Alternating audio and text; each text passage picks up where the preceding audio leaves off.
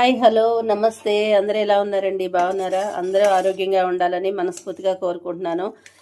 ఈ వాతావరణ ప్రభావం వల్ల అందరికీ వైరల్ ఫీవర్లు వస్తున్నాయి. కొంచెం జాగ్రత్తగా ఉండండి. వేడి నీళ్లు తాగుతూ ఉండండి.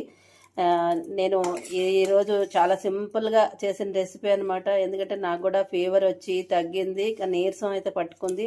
దానివల్ల నేను ఇక ఎక్కువ నుంచోలేకపోతున్నాను. అందుకనే సింపుల్గా ఈ రెసిపీ చేశాను అనమాట. మన పొలం వెళ్ళినప్పుడు టమాటాలు తీసుకొచ్చాము, పచ్చి టమాటాలు తీసుకొచ్చాను. ఆ పచ్చి టమాటాలతోటి పెసరపప్పులో వేసాను అనమాట. చాలా రుచిగా ఉంటుందండి, సూపర్ టేస్టీగా ఉంటుంది. అయితే ఆ పచ్చి టమాటాలతోటి పచ్చడి కూడా చేసుకోవచ్చండి. ఆవకాయ చేసుకోవచ్చు, మెంతిబద్దలు వేసుకోవచ్చు, కూర చేసుకోవచ్చు, ఇలా పప్పులో కూడా వేసుకోవచ్చు. చాలా రుచిగా ఉంటుంది.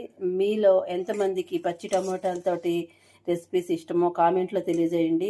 మాకైతే భలే ఇష్టము, కానీ ఇప్పుడు కొంచెం హితవవ్వట్లేదు, సహించట్లేదు. ఏం తిందామన్నా కూడా రుచించట్లేదు అనమాట. అందుకని ఇలా పచ్చి టమాటాలతోటి పప్పు చేస్తే కొంచెం ఏమైనా నోటికి ఎక్కుతుందేమో అని చెప్పి ఇలా చేశానమాట.